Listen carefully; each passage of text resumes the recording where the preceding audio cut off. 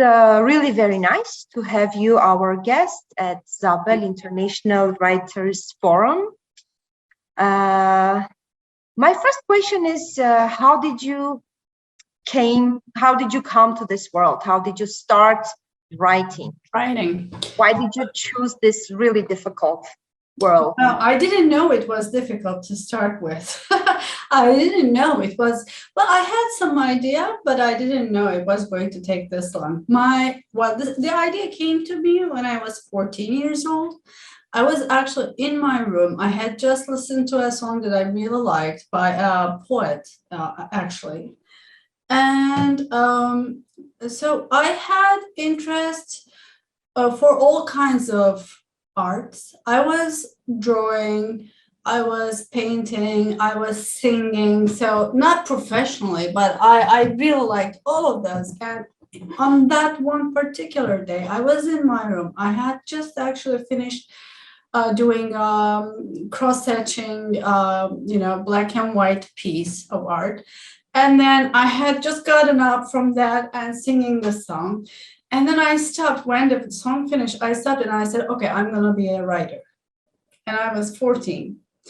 And then that moment, it all came to me. And then I said, okay, I'm going to be a writer, but how is that going to happen? Because it isn't like, hi, world, I am an author and I'm going to write things and you're going to read them and you're going to support my life. I knew back then that life wasn't that easy because I come actually from a very hardworking middle-class family. My both parents were civil servants.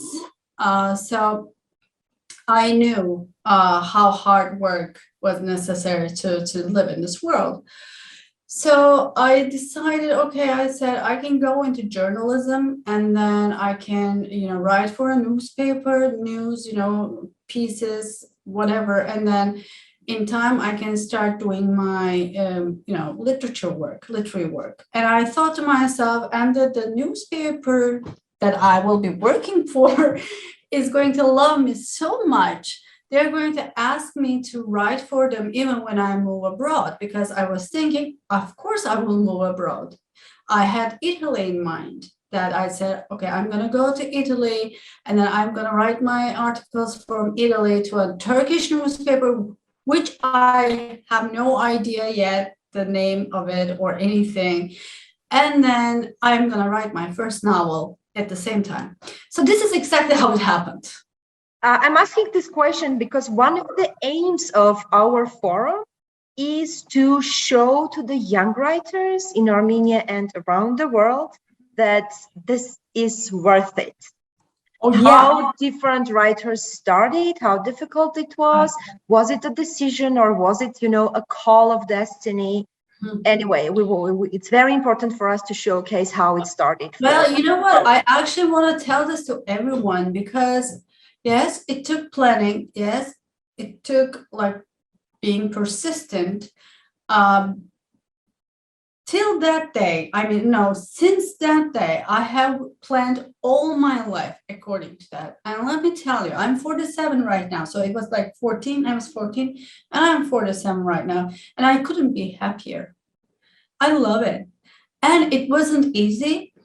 Just because I decided to do that, it wasn't easy because instead of Italy, let me tell you, I went to United States. I moved to New York, but only with $1,000. This was in 2001, and $1,000 was nothing. I had a suitcase and $1,000, moved there, and I worked in every kind of job. I was like Forrest Gump. Whatever they gave me, I did. I cleaned silverware, polished silverware. I worked at a coffee shop, took care of children, cleaned toilets of some people, seriously. And I did a lot of things, but at the same time, I kept writing. And eventually you ended up with this column in a Turkish newspaper about your experience in New York. Exactly. And then I started writing my column. So it actually worked. But what I didn't know was that, and then my first novel got published in 2005. So it wasn't really far off. I did it. But it was going to take much more than that to become a writer. First of all, I didn't believe I was a writer. Like, I wrote my first novel. It was received well, got a great coverage in Turkey. But, it was called The Scent of the Others, which told how lives of people are related to each other, even if they know it or not. But then my second book came, which was Executioner's Graveyard in 2005. I was still doing all kinds of different jobs, by the way, writing my column at the same time. But it is hard to live, in New York, support yourself. I needed money. So my third book, Souffle, came in 2009. Then I called myself a writer. And here I want to ask you, as a writer of 6 novels, why do you think Souffle became 7? Oh, congratulations. So you should have a new one. I don't know. I know, yes. So why do you think Souffle got the most of the attention? It's because it was a very, very international, very universal, and its metaphor, Souffle, the metaphor was very unique.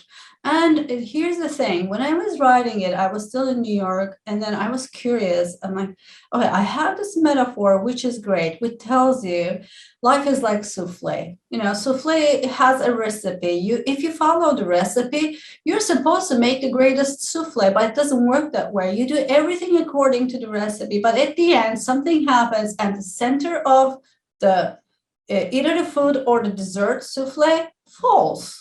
Something happens. It's about the air, something.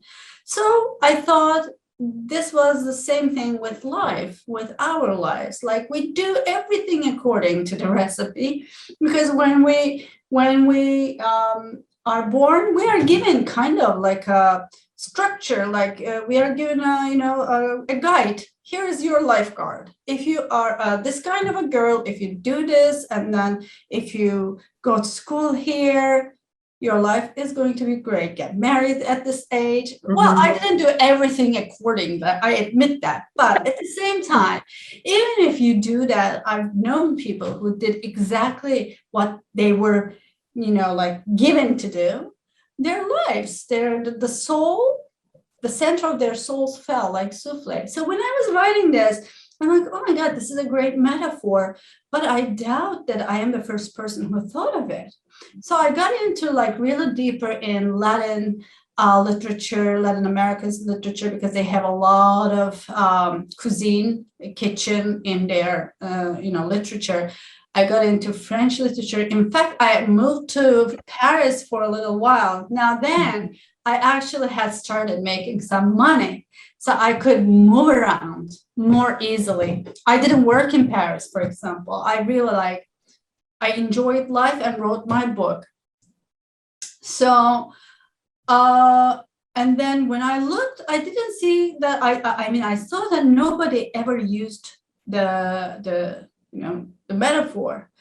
So since it was unique, it was translated in all those kinds of languages, in 24 languages, indeed.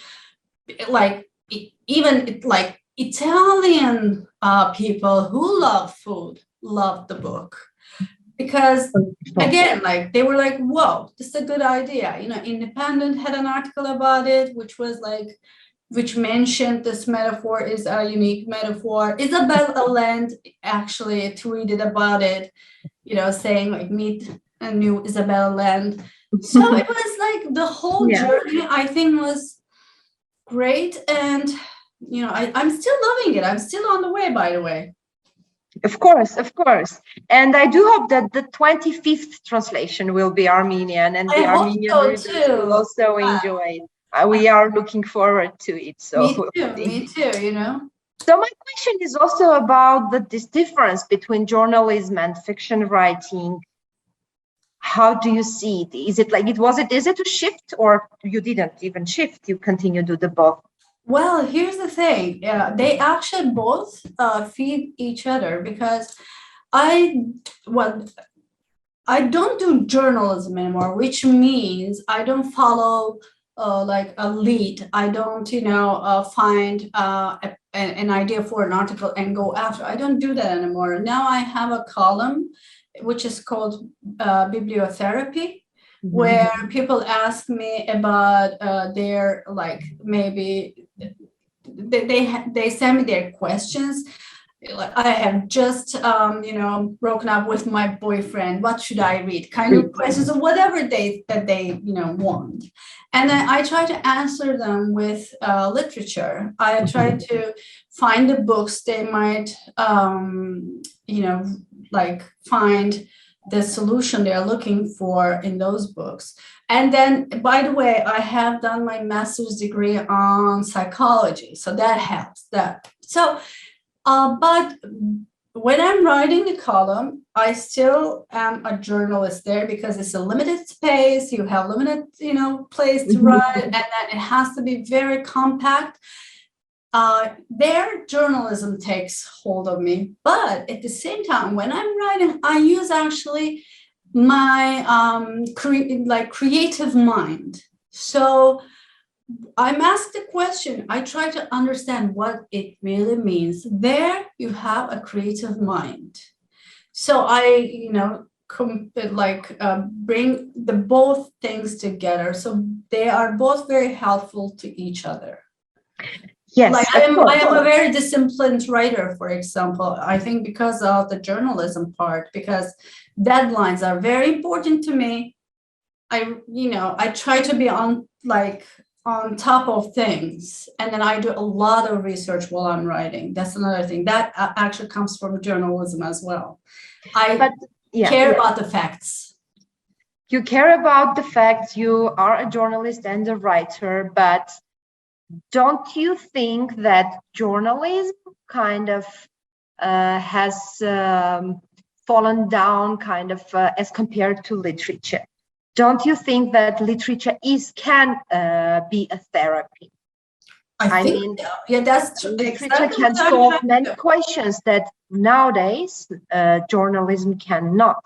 Definitely. We can talk about. It's so lucky that there is a lot of censorship in journalism, especially in Turkey. A lot of censorship, but there is no censorship in the books. I mean, there is some sort of, but you get around. You always find a way to talk about things that you like without, or like if you talk about them, if someone makes a claim about it, let's say, this is not fit for society, even then you have already said what you wanted to say. So, and people have read it already. Yeah. Damage done or good for you, whatever that is. But I think literature is a great therapy, because everything we go through has been lived before. Sometimes we feel like, I am the first person who is going through it. I mean, we're not stupid. Of course we know, but we feel like, I think this is the most severe, like I'm living through this. But then in literature, when you look at it, they're all there. All kinds of characters live them. And then they are great examples, however you want to see them. Like, should I go this way? Oh, or should I go that way? What happens to this character, kind of thing. The same thing concerns history, right? When you book history books, or when you book fiction about history, it's very interesting how you can make a lot out of fiction books about the country's, real situation, if you know how to read. Yeah, I have a book called, I don't know how to translate, but like Time of the Fall, or it's Autumn, kind of, the name could be translated to that. It's Autumn. It's like the end of Ottoman Empire from 1918 to 1922. So there's a lot of history in it, and I did a lot of research. And I think it was very important, both for me and both for the reader, for me to write the book, because I have learned a lot of things, and then I have overcome some of the issues I had in mind. And then I looked around with more open eyes, and it was, I think, important for the reader, and it still is, to have a different point of view towards the history. Yes, we all should have, we all should look at the history and then, approach it differently. Yes, that's true. And you are also teaching Yes, I And love teaching I Creole. am witnessing your course right Uh-huh. now with Armenian and Turkish young writers. Uh-huh. And I should say it is amazing the way Thank you you. put it down, the program, and the way you hold it. And here I want to mention about this, the things that come up while writing your fictional piece Uh-huh. is so obviously a fact more than any other fact in the world. For Right. example, I want to mention about, yes, this exercise of writing about like women voices and men voices in your family, what women say, what men say, and you so easily outline not the differences, but the similarities between, in this case, Armenia and Turkey. Right. How about your teaching experience? Why did you started teaching, and how do you like it? Well, it all started with I was invited as a guest writer to our course, and then I went there, and then that class went really well. I really enjoyed it because if I don't enjoy something, I don't do it anyway. I have to enjoy it. I have to learn something as well, or I have to realize something as well. There is no ending to this realization thing, you know. So when I'm saying something, sometimes I realize, oh, I had not thought of it this way. So that course went really well, and those students wanted me as their teacher. So they invited me to become their teacher, and I've been teaching there for the last 5 years. And then, I have done some, like teaching with you guys, and that was also very important. I really enjoyed that now our group every Monday because first they're all very good, they're very well educated, they are all open to any kind of ideas. And I do this, men versus women voice, not versus, sometimes versus, sometimes and. If you realize, first I make them write it with their own female voice or male voice, and then I want them to switch because it's very important that we understand the person across us. Like, what does he think really? Or what do we think he thinks? So when we write it, he can actually answer us. No, that's not how I think, but you misunderstand me. So that starts a conversation. It's the same thing with two societies. To start a conversation is the most important thing.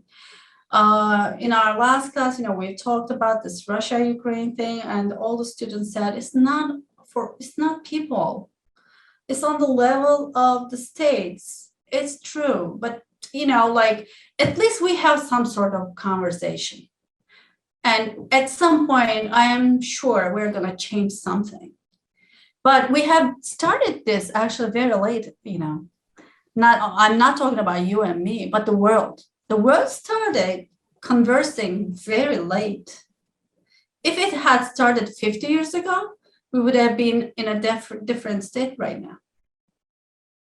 But and literature is one of the ways to start this. But these kinds of events, let's be like honest about it. These kinds of events, like literature workshops, different communities coming together, it's been happening for the last 10, 15 years. It hasn't been the trend. Now it's the trend, and we should definitely take advantage of it. We should definitely use it even more.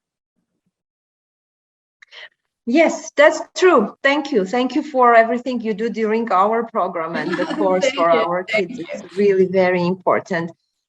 I wanted to ask you about if you can remember the most important memory in your life about being a writer, the most, the outstanding, the highest point of it, and how you felt about it. Well, the highest point, I have this one memory. I really loved it, and it's, sadly, it was in Lviv in Ukraine. I was a guest there, and my Souffle had been published into Ukrainian, I think, yeah, I mean, how they call it, I don't know.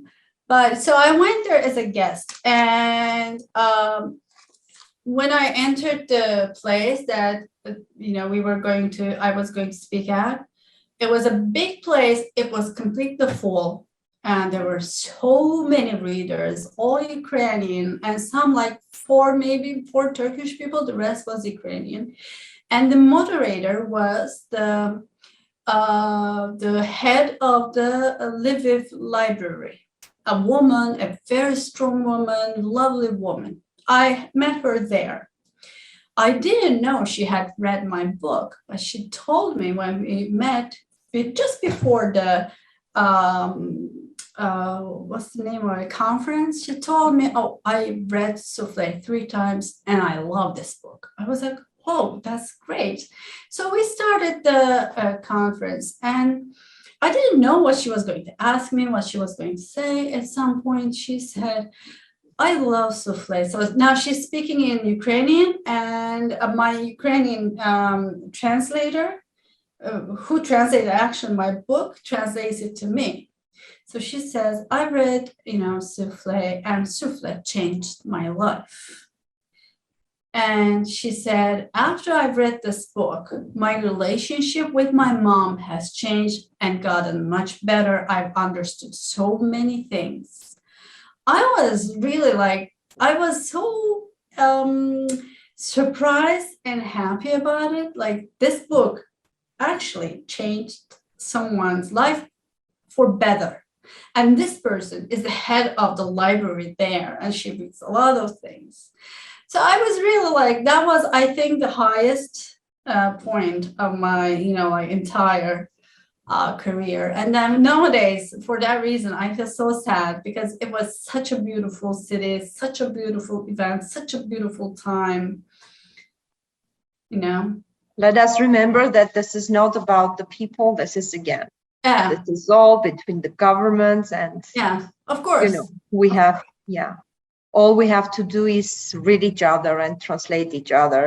So you are also a translator, right? I am also a translator. I translate books from English to Turkish, and I love translation as much as writing, believe it or not. Because I feel like I'm rewriting the book. I feel tremendous pleasure. I take, real pleasure from translating books. Some of them I really like, and then I can't stop translating. I am tired, I am sleepy, but I'm very curious what will happen next. So I keep doing it. I think I love everything but writing. When I use my fingers, when I was a kid, I even liked using the pencil. So I think it's about something like that. I like doing anything, research. I couldn't lose myself in researching something about a book, what I'm going to write about, like my coffee and my research. I'm the happiest person in the world. And what can I ask? What else can I want, in my opinion? It's wonderful to find yourself in your job and find so much pleasure in your job. So what would be one biggest advice from you to young women writers who are still doubting whether writing can be a profession, whether they should go into it, because there is a lot of resistance we all know, from the society, from our families maybe, that writing is not a profession? What would be or at least it's not the profession that can earn you living? Well, so what would be your advice, the biggest advice to my advice is that is false. I've known it from myself. I have never, believe it or not, I have never gotten money from my family as well. It was not like, I tell these things so openly and honestly wherever I go, because people tend to say, which I would have tended to say, "Oh man, she got money from her family. She had it all. Of course, she went to New York." No, it wasn't like this. I had no money. So if I did it, I think everyone can, because I had no privileges. And I see that that's possible. I think the most important thing is stick to your values. What do you value most in this life? Money or the job that would make you happy? Because the job that will make you happy will actually feed you at the end. Some way, one way or another, you're gonna live, that's gonna happen. I'm not only living off my writing, I'm doing translation, I'm giving classes, I'm doing all kinds of things, but that's the whole world of it. These are all the parts of it. So it's not only like I'm gonna be a writer, I'm gonna sit down here, smoke my cigarette, which I don't, and have my scarf around and write like 3 hours a day, and then the rest I'm gonna just walk around. No, it's not like that. You do a lot of work, and the translation you do is actually fills your mind. It gives you something. Everything feeds you. You have to feed yourself all the time. And so I think, just decide what values you have, what you value most. And you couldn't value money, actually. That's fine as well. But just decide. I had this, my niece's boyfriend, I found him a job in the publishing world. He has graduated from comparative literature. He had a great thesis that I had read actually, very good. He knows 2 foreign languages. So, but he was looking for a job, and I thought, I think I can help this guy. He's a great guy. So he got into a publishing house as a, like a junior, maybe not even an editor, but someone like stagiaire, we call it, I don't know, intern. So after a couple of months, he had gotten, some money. He has been making some money. He called me and said, he said, Asla, somebody offered me a job in the insurance business, and then they're going to give me like 5,000 liras a month. And then they tell me there's bonus and so and so. And then he said, what do you think I should? He said, what would you do if you were me? And I said, well, it's obvious what I have done when I was you. Yes. I didn't go for the insurance job. Do you think I didn't find any other job in this world? But I stuck to what I like. And I said, I won't be mad if you choose that. But when you are 45, you're going to attend a creative writing class. And then you're going to say, oh my God, I really wanted to become a writer or a literary person, but life made me this way. And then I had to make money. I said, that will be a lie. I'm not going to buy it. So just decide. He stayed. Yes. And then he's very happy right now. He actually became one of the chief editors, digital editor of the publishing company. Your satisfaction with your job is so convincing when you talk to people. So it's very motivating. Right. And that's true. I should just tell in short that I chose the same way. I mean, I chose the job I love, and I am happy to wake up every morning to come to my job. And that's the most important thing. That's true. And, the last question, it's a tricky one. I want to know what you think about the privileges that men have while they choose their work or in life when they want to succeed. Do you think that men have more privileges than women? Are you kidding me? You're really asking me this question? Like, you want me to talk for like 10 hours? Don't you know that I don't like men? Not that. I actually know what you think, but I want you to say this to the audience that they are always ahead of us. Not like not their minds. I in fact think many men are really like not quite as strong as us, or and smart as us, because we have to be smart. We have to do a lot of things at one time. We have to be very pragmatic. We have to be very practical. I look at men, they're slow. They're like, a couple of days ago, we were going to a birthday party, and then there was a cake in a box, in a bag. So the guy said, "Oh, I can carry it." I said, "Are you kidding me? I'm never gonna trust a guy with a cake box. I know what's gonna happen to that cake. It's going to be upside down or on sideways. So they can't even carry a box because they don't have to. Worry about anything. They just live. That's perfect. They just work. They wake up and they say, I'm going to work. They don't think about housework.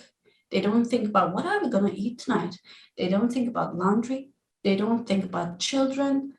And then, like nowadays, men are not like that. I yet have to see that. I haven't seen it. I really have to see a man who does all kinds of, these works and then do their job on top of it. So, of course, privileged. Think about it. You wake up in the morning, all you have to do is work. You're going to be ahead of me. And what about in writing? What about like writing women writers and men writers? Listen, my boyfriend is a writer. Let me get personal then. I see the difference between us. We don't live together, thank God. But when we are together in one, house, we wake up. He goes directly to his laptop, computer, starts working. What do I do? I fix breakfast. I don't want to fix him a breakfast, but I am hungry. I'm going to eat something. So I give him something. So he never ever thinks. So the first thing he does is writing. That's not fair. And then 5 hours later, he has done a lot of work. I have done 1/3 of him. Of course they are privileged. And not only this way, but they get more coverage than us. Always. In Turkey, they have this when they present you as a writer, a female writer. That's very important. You know what they say? They always say young female writer. Young female writer. I was so upset by this when I was 35, 37. I even wrote an article in the newspaper. I'm like, when am I going to be just a writer? A writer.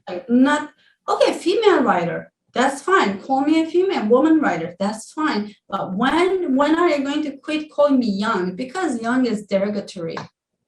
They don't just put young there just because they think you're young. They put it there to show people, well, we'll see. She's doing some writing now. Yeah. Young. We'll see. I have never seen a male writer called young male writer. Or a young writer. Young writer. It's just writer. That's true. Yeah, I know. And they're always thought to be smarter. We were talking about in crime, the genre of crime, right? Crime literature. Mm-hmm. I don't think men should be detectives. I don't think men should write crime because they don't even know the simplest things. I think only maybe Arthur Conan Doyle had gotten the facts of little details of daily life. A woman walks into a house and she knows what's wrong. The minute you step in a house and then you're like, somebody was here. Who was that? Yeah. Let me do a little research. 2 minutes later, you know who was there. Somebody else was there and you know who. Yeah. And then he walks into a house. He doesn't know anything. He doesn't realize if 10 people were there, partied and just left. They don't understand. Yes, I fully understand. And they would look around and they would you would ask them, what do you think is different here? They would be like, what is different? Yeah. And then you write actually crime novels and because it's always males, it's always men who write crime novels. I don't think they are fit to it. I think I am fit to it. I walk into the kitchen, I see what's it, the gloves for washing the dishes. Mm-hmm. I see them.